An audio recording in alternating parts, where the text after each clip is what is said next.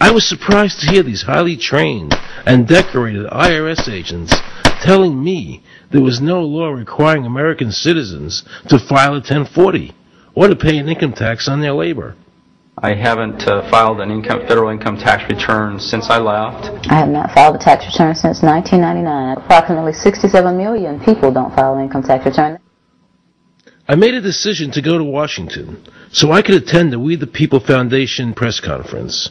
They were going to serve a class action lawsuit on the IRS, signed by over 3,000 people, because the IRS has refused to show the law that makes Americans liable to file a 1040 or to pay an income tax on their labor.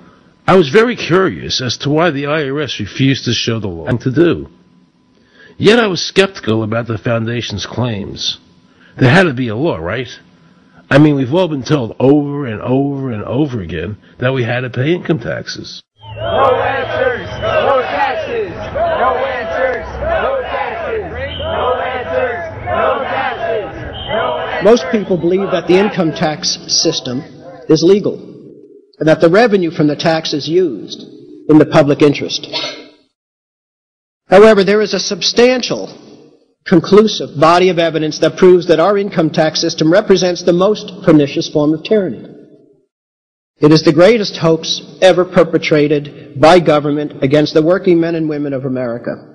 American citizens, along with the foundation, have been asking the IRS to specifically provide them with the underlying legal foundation upon which they administer and enforce the personal income tax laws in our country. At the national level, when people would attempt to contact somebody of a much higher authority, say the commissioner, same kind of thing. They would get answers that were in effect non-answers.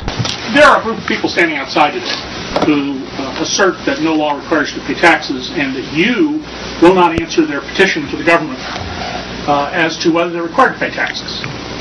Are they required to pay taxes? I've been paying my taxes ever since I had my first job, and I think it's a fundamental construct of our nation that those of us who expect and demand the services from our government that the government provides, be they the protection of our country through the military, or be they the education of our children, or be they the protection of our environment, that we must pay for those services. So yes, I think there is a fundamental obligation, and that it's an understood and well accepted one.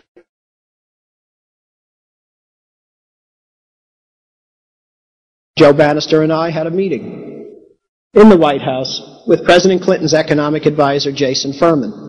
He accepted the remonstrance for the president.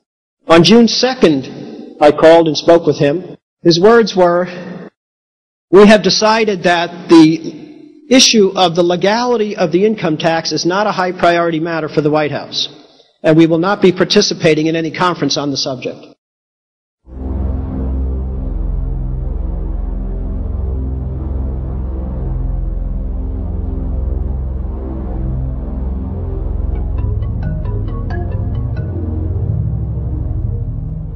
I decided not to eat until my death, or until the government agreed to send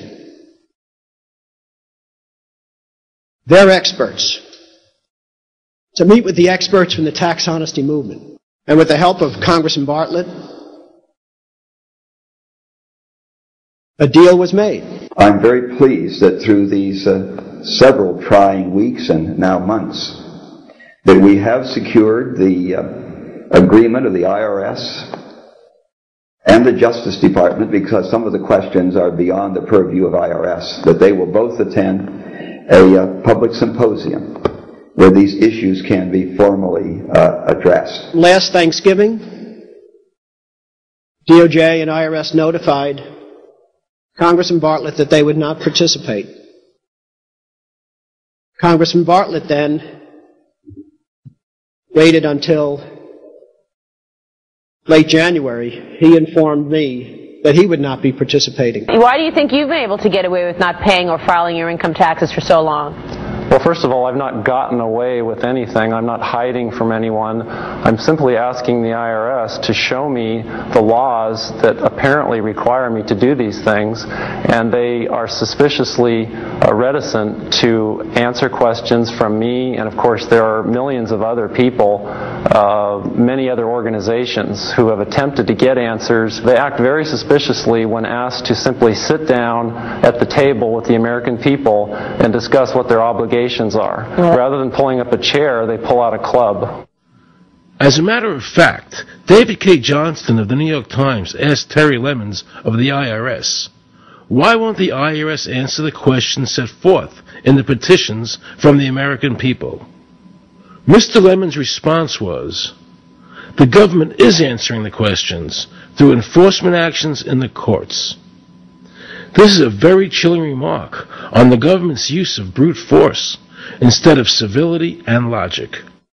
The federal government itself refuses to provide the American people who are coercively being subjected to this extraction of their private property without any underlying legal justification. There is no law. There is no law that requires the average American worker in the private sector to pay a direct, unapportioned tax on their labor and compensation for services. There is no law. The march will stop in front of the IRS building. They are now going to serve a class action lawsuit on the IRS. Very courageous. My name is Charles Bell, and I'm here to serve this complaint on behalf of the American people to the Internal Revenue Service. The complaint is accompanied by an affidavit. It's under the hand of Robert Schultz. Case was served. We'll call you with the case number. Case has been filed. We'll call you with the case number. Thank you. Okay, thank you. We appreciate your time. America, baby! Freedom! Today, effectively, the people have said to their servant government that that our rights are not going to be any longer denied, and that we're going to have answers to our petition, our legitimate lawful petitions for redress of grievances, which are guaranteed in the First Amendment to our Constitution. So once and for all, we will get an answer.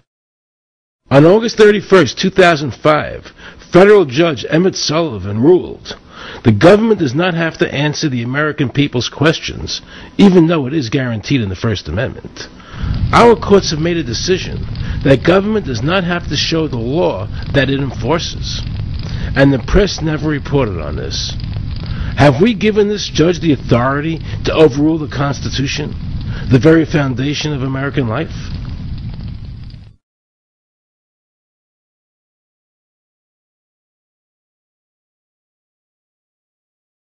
I believe that in both spirit and substance, our tax system has come to be un-American. Death and taxes may be inevitable, but unjust taxes are not. The country's taxes must be fixed, and I know what to do with it. If you think you're paying too much now, just wait till I get through with it. Now, Mr. Hanley, I'd like to ask you something. What does the government do with all the money we give them in taxes? When President Reagan was elected, one of the first things that he did was appoint a blue ribbon panel of business people headed by Peter Grace, and is commonly referred to as the Grace Commission. And their job was to research all the various areas of the federal government and make a report. One of the quotes from the Grace Commission is, 100% of what is collected is absorbed solely by interest on the federal debt. All individual income tax revenues are gone before 1 nickel is spent on the services taxpayers expect from government. If we pay the salaries of the congressmen and the senators, we're supporting them, aren't we? Well, yes. Yeah. Well, then why can't we list them as dependents and deduct them? We've been brainwashed. People have been told, that you need this income tax system to fund government, which is absolutely ridiculous. I mean, my question is, well, if that's true, how did we fund government from 1776 to 1913? The main purpose of the income tax is not to raise revenue, but to redistribute wealth and to control society. A lot of people might say, well, gee, if there wasn't an income tax, what would happen to education? They don't understand that education is paid for the most part, out of state and local taxes, your property tax. People might say, well, how are we going to build and maintain our highways if there's no money coming into the government?